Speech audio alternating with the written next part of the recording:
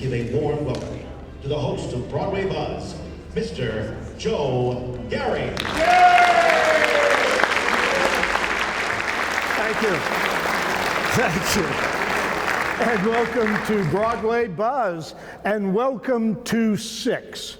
You're in for an extraordinary event. This is a groundbreaking show. It's original, it's fresh.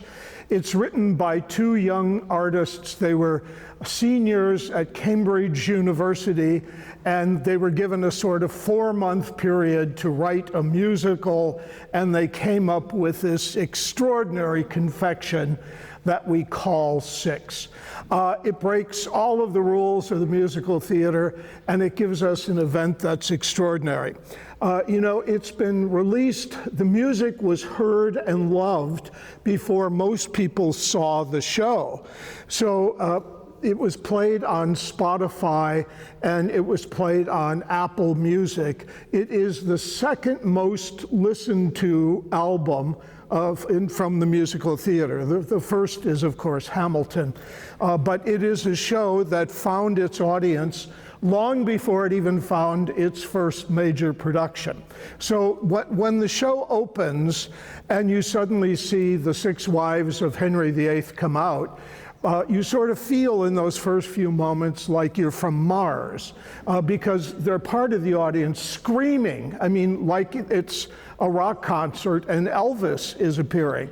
Elvis has entered the room, and this audience is so excited about the show even before they see it, because so many of them have memorized, like they did with Hamilton, literally every word of the musical.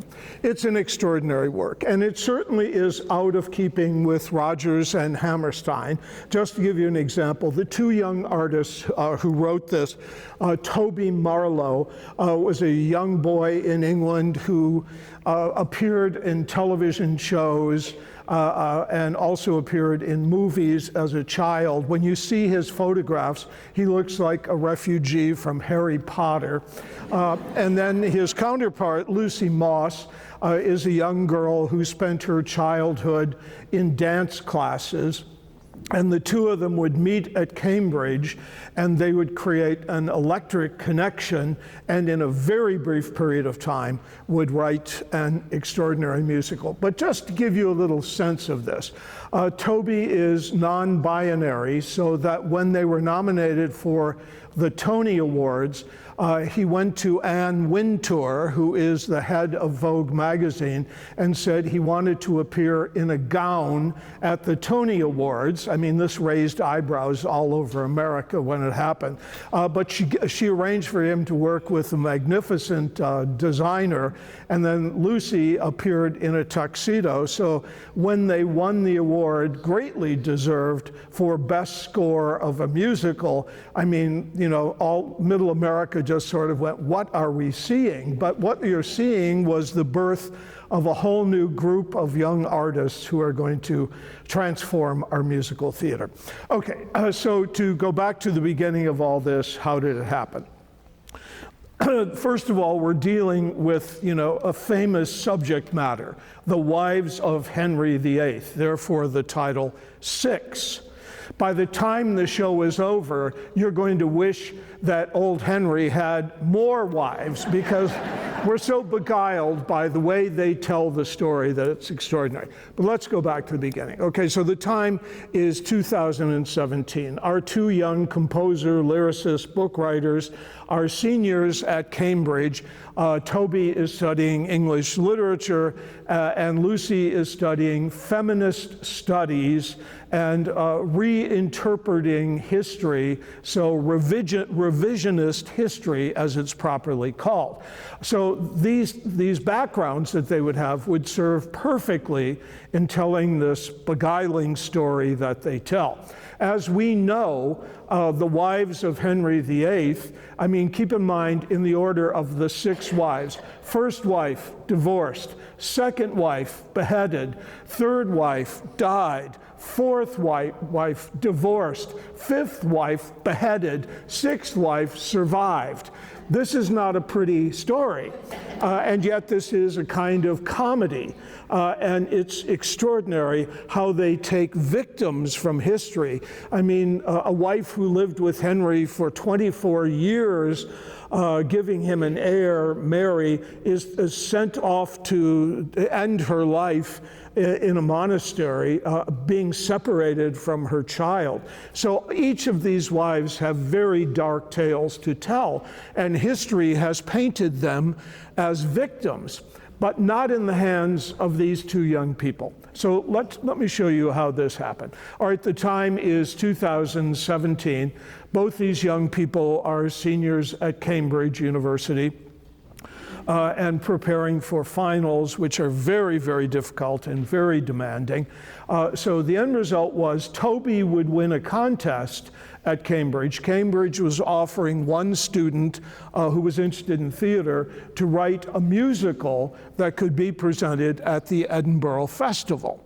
As you know, the Edinburgh Festival is one of the greatest international festivals in the world. It's happening right now, incidentally, in Edinburgh, and the artists take over the entire city.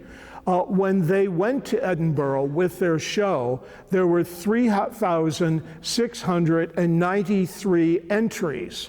This meant that shows were played on street corners, in bars, in bowling alleys, in choir lofts, anywhere you could find a space. Shows were happening. And there is an enormous amount of competition at the Edinburgh Festival. And so to get any attention at all is, almost impossible. But this show would explode. I just want to give you a little PS. In 1975, when we were struggling to save Playhouse Square, we created a show called Irish Rascal.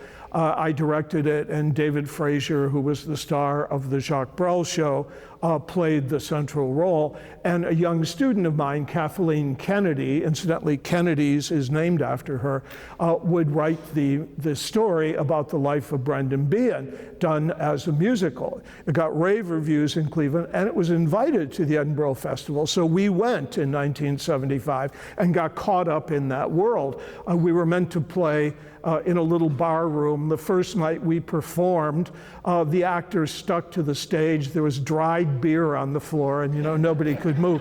But finally, it found its form, and it became wildly successful. I literally wrote letters to every critic in London to come and see the show. Many of them responded, and the end result was the show was moved to the National Theatre of Scotland and became the hit of the Edinburgh Festival. So I'm in great sympathy with the understanding of what it took when they took 6 to this very, very difficult venue. Okay, so in any case, these two young people, Toby is given the honor of writing a musical. This happens right at the end of term, so they have to do it very quickly. So he immediately asks Lucy to work with him on this project. She had directed many shows at Cambridge. Remember, Cambridge, drew many great actors: Ian McKellen, Emma Thompson, Eddie Redmayne. All of these brilliant English actors would be educated at Cambridge, and even though they don't have a legitimate theater major, they have a program that is extraordinary. So both these young people were in that program. So when they met, they made several decisions. And what's so interesting about these students is they post everything. I mean, nothing's private, of course, with young people, so they post everything. And in the case of the creation of this show, they started with their most basic idea. So I read all of this on YouTube. But it started with the idea of, one, they wanted to do a show based on an historic event. Now, we have a lot of examples in the musical theater: The King and I, Evita, Fiorello. Lots of musicals are based on real people and real events. So in Toby's original list, he said, well, maybe we could do the Real Housewives of Shakespeare. That was his first idea. And then he said, no, better still, let's do the backstory about the 3 witches in Macbeth. All of these would be interesting ideas. But then finally, they came up with the 6 wives of Henry VIII, and that struck both of them. Obviously, their interests in feminism, their interests in revisionist history would all be perfect material to give them the support to tell this story. The next thing they had to do was they didn't have time to do massive amount of research. And so they basically did 3 things to prepare for this. They read Antonia Fraser's The Wives of Henry VIII. So I read it. I mean, I tried to do what they did in their preparation. The second thing they did was to see the documentary that Lucy Worsley did on the wives of Henry VIII. It was done for the BBC, and it was a 3-part series, really brilliant. And then they watched a Beyonce documentary about Beyonce at Roseland. So I did all 3 of these things. And what's amazing to see how they were able to extract the essence of each of the women, each of the wives, so that they could tell their story in a very provocative way. Okay, now keep in mind there's great dangers in this. They make a decision very early on that Henry VIII is not going to be a character. Now remember, Henry VIII is the antagonist of this story. I mean, he is the husband of each of these 6 wives. And they quickly decide, which seems like theatrical suicide, to not include Henry in the story. But it turns out to be a brilliant idea. Okay, so the antagonist never appears. We can only create him in what happens in the lyrics of the music and in the few lines of sort of crossover text that they use in the telling of the story. They decide very early on that they're going to treat this like 6 monologues, and they're going to do it chronologically. They're going to take each wife, present her in a song, and that's how we're going to know who they are and what they stand for. Now, keep in mind how dangerous this is. The idea of the monologue form certainly has worked in the theater. We have great examples of plays that are built on a series of monologues. We have few examples of it in the musical theater. I'm drawn to 2 very specific references that I think affected them very seriously in the writing of this. Number 1 is chorus line. You remember in chorus line, the premise of chorus line is we only know the chorus in a musical as a group when they sing big numbers. We never know who they are individually. So the brilliance of the musical chorus line was that we were, the show starts with the actors lined up on the stage, they're in a line, they're auditioning, and we learn who they are one by one by one. But what makes them most interesting, finally, even though the characters are drawn brilliantly in the monologues and songs that they are given, it's when we get to the end of the show and they sing one singular sensation and they become that anonymous chorus that we know and love in the musical theater. That structure would very strongly impact what they do. So they're starting with great difficulty. 1, they don't have an antagonist. 2, they're going to tell the story chronologically, and we're going to meet one wife after another. So this becomes predictable. And we know in the theater, we like surprises. So they have to find a way of telling this story that will be unique.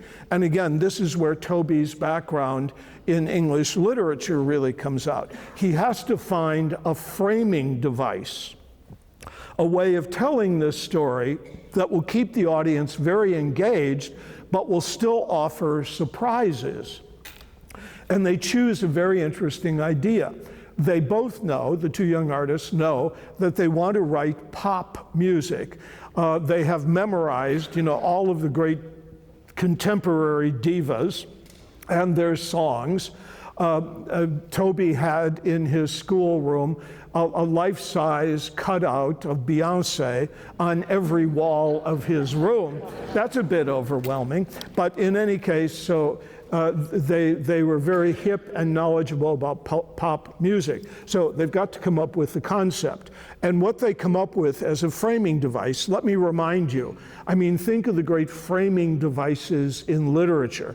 I mean, we think of the 1001 Nights, the story of Scheherazade, who in order to save her life, who's married to a tyrant king, has to beguile him every night with a story so she doesn't end up beheaded the next day.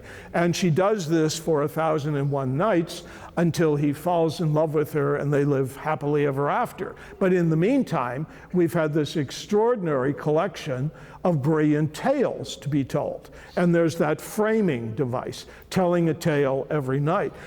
We think of what Chaucer did in the Canterbury Tales. It's a group of pilgrims going to Canterbury on a religious pilgrimage. Now, this doesn't sound very interesting, but Chaucer does a very interesting thing. He decides that each member, each pilgrim, has to tell a story on the way. So some of them are very bawdy, some of them are very outrageous, and it fills the time and it gives the audience this wonderful body of work. So in the same way, this is what they do in Six. They're giving us these 6 monologues, but they're linking it with a very special frame, and this is the frame. Very early on in the show, you're introduced to the 6 wives. They tell you the fate that each of them had, so we know one is beheaded, one dies, etc. We're told that in the very opening of the show, in the opening of the first song. And then in their dialogue and in the lyrics at the top of the show, they tell the audience, they make a pact with the audience, and they introduce themselves saying, we are the 6 wives of Henry VIII, but we're going to enter into a pact. You're seeing a concert, and it's a pop concert. And we are also divas who are singing, and we're competing. And they create this story that they want the audience to pick the wife who has had the worst life with Henry VIII. And that person, that artist, will become the lead singer and everyone else will be backup. Now, you know what that means. I mean, there's only one great diva. So all of these divas that we have, the 6 wives, are all in competition to be the ultimate lead singer in this story. So this is a very clever device, and the audience pulls themselves into this in a really delightful way. Okay, so we're going to be introduced then, and I want to talk a little about the music that you're going to be listening to in the telling of this story. So they set this framework for us. This is a competition. We're going to see who is the most abused wife in this life with Henry VIII, who was the ultimate tyrant. Before I do that, let me just quickly give you a 1-minute Cliff Notes background on the Tudor dynasty. Henry VII started the dynasty. The dynasty would run for 125 years, starts at the end of the 15th century. And Henry VII was Welsh, and after the War of Roses, he would take over. So one thing I want you to be aware of, this dynasty is very fragile because it's so new. So Henry VII arranges for his son, Arthur, to marry a young woman from another royal family, and her name is Catherine of Aragon, the Spanish. And keep in mind, this is a period where all of Europe is Catholic, and everyone is vying for the attention of the Pope. So young Catherine of Aragon, our first wife, comes to England to marry Arthur, who is the brother of Henry VIII. They do marry, and so the alliance is very strong. The powerful Spanish government allying itself with the English government and this new dynasty. And then tragically, Arthur dies. So they don't know what to do with now the widow, Catherine of Aragon. So they sort of put her in a monastery for 7 years till they figure out what they're going to do with her. And what they decide to do with her is to have her marry Henry VIII. Now, Henry VIII is a young, very attractive young man, unlike the portraits that we see of him in his older age, but a very attractive young man. He was the stud of Europe, and so he marries Catherine of Aragon. They have to get permission from the Pope because he's marrying his brother's widow. And so the Pope gives permission and they marry. And for 24 years, they live together. And Catherine of Aragon is loved and adored by all of England. I mean, keep in mind, this young girl was bartered like cattle. And, you know, she was sent off to England where she spoke no English. And they said, well, what you share in common is Latin, so speak in Latin to one another. But the problem is the Spanish pronounce Latin words very differently than the way the English do, so there really was very little communication. She had to learn English very quickly. But she turned out to be an extraordinary queen. She would give Henry a daughter, Mary, but you know, Henry wanted a son. This is a fragile dynasty, and you want to have a male heir. And so she kept having miscarriages and stillbirths, and it was very, very difficult. And through this period, Henry was off fighting wars. He was a great warrior and would fight the French and fight the Scots. So at one point, he made Catherine of Aragon the ruler of England while he was away fighting wars, and she was in charge of the Scottish War. So to show you the determination this woman has, you fall in love with her in the story. She's the first one to sing, and she sings with such power that she pulls you into her world, and she is a person of great substance. But when she was fighting against the Scots, she put on full armor and rode to meet her men in the army before a famous battle. She was, you know, like 6 months pregnant and in all this heavy armor.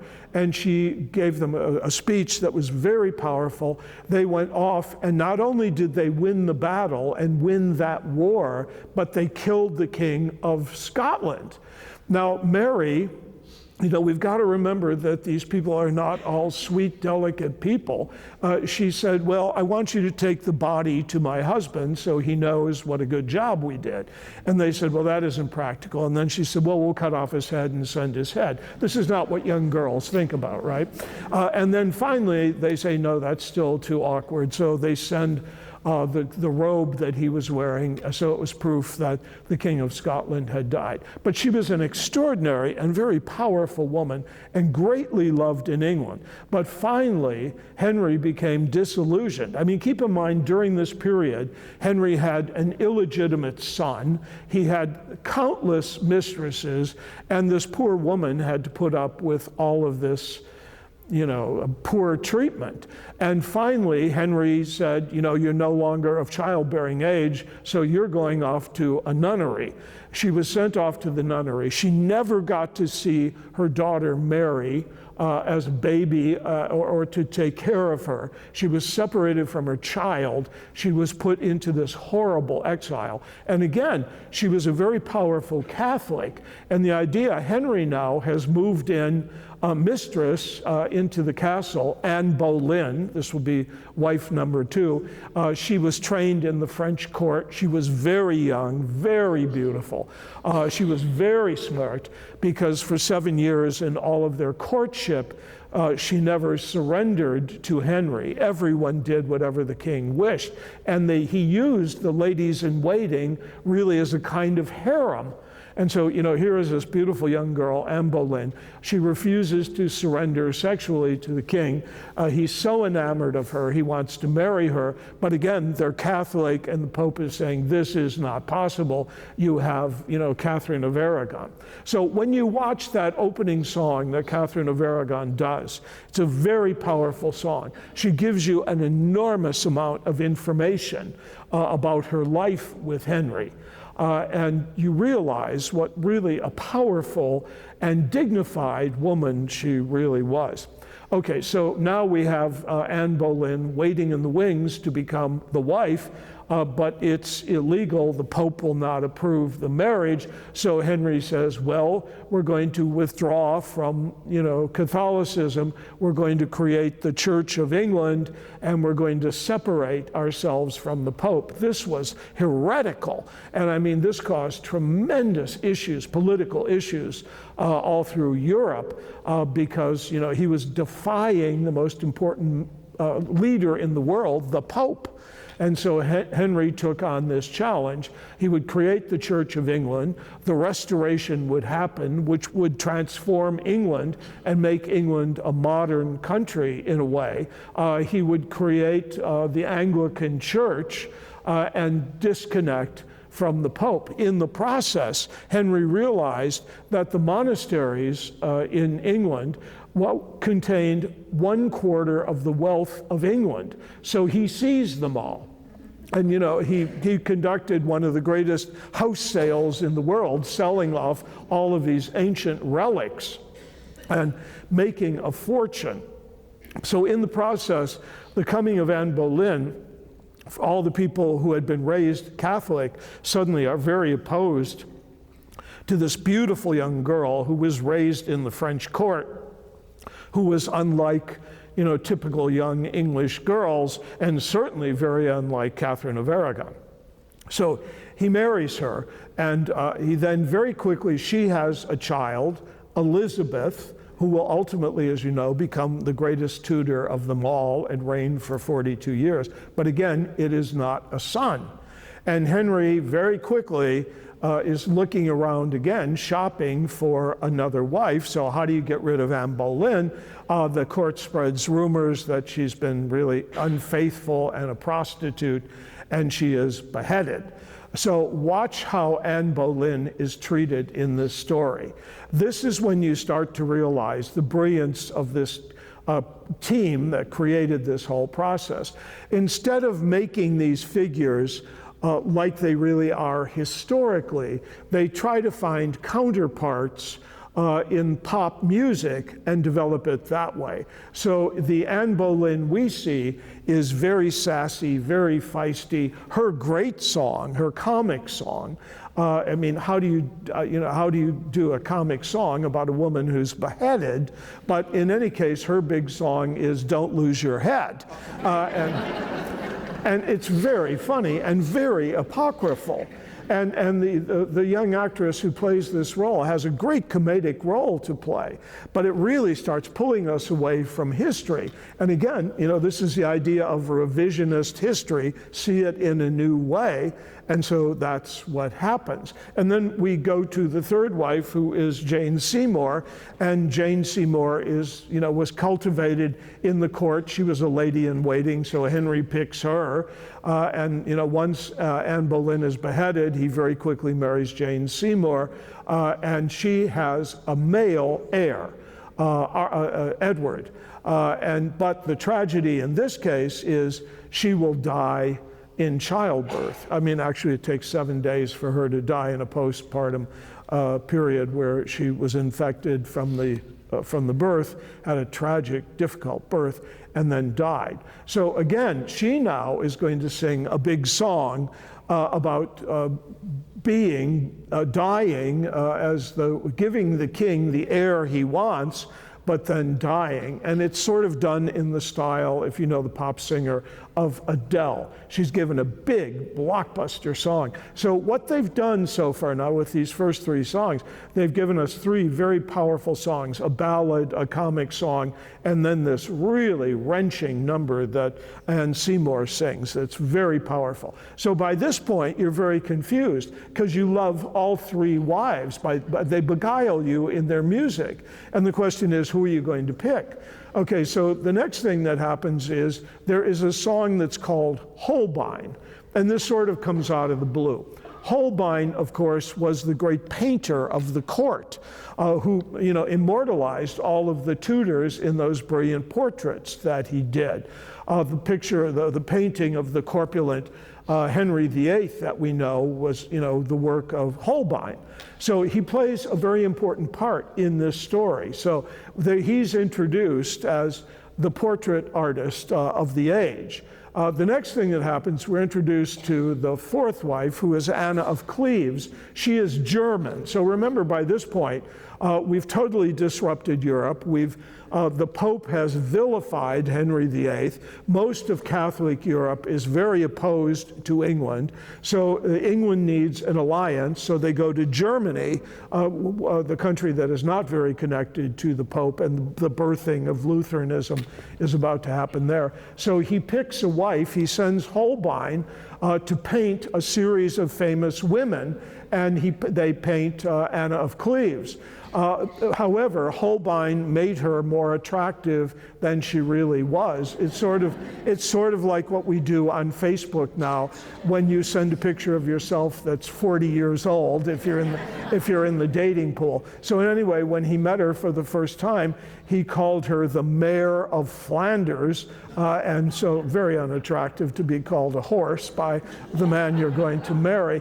But Anna of Cleves was the smartest of all. She agreed not to fight him. She said, "I will be very happy to be your sister." He gave her a series of castles and a huge amount of money. So she was the wealthiest of the wives, living a very grand life. And watch how that's done in the show. And suddenly all the three wives that we've just seen competing for that prize of being the ultimate abused queen, they rule out Anna of Cleves because, she's had this very privileged life. So a very funny sequence that happens there. Then we go to the fifth wife, which is Catherine Howard, a young, beautiful girl. And keep in mind, in real life, Catherine Howard could have been 15 years old when she married the king. And very quickly, the king decides that, one, she's not going to have any children, two, she's been unfaithful to him, so once again she goes and has her head chopped off. But watch that brilliant number, and watch what happens as the show starts to take a very serious turn at that point. She says, when she goes to sing, it's clearly all of these women are threes and I'm a 10, and then it turns out, that she's quickly beheaded. And then we get to the sixth wife, Catherine Parr, who will survive the king. And this is a brilliant woman, and a woman who would print the Bible in English, who would be the first ruler to literally, female ruler, to write a major series of books on religion. She was a brilliant woman. The other major contribution she made was she brought the children close to Henry, and she really educated the young girls, Mary and Elizabeth, so that they would become, important rulers of the world. Okay, so this is the background we have. Watch how the story takes its turn. Watch what happens, and what ultimately happens is we fall in love as the story goes through with each one of them, through the clever songs, through the way they're delivered, through the stunning lyrics. But then finally what happens is we decide, the audience, that we love the six wives more than we love them individually. So you're in for a great journey. Please enjoy 6. Thank you.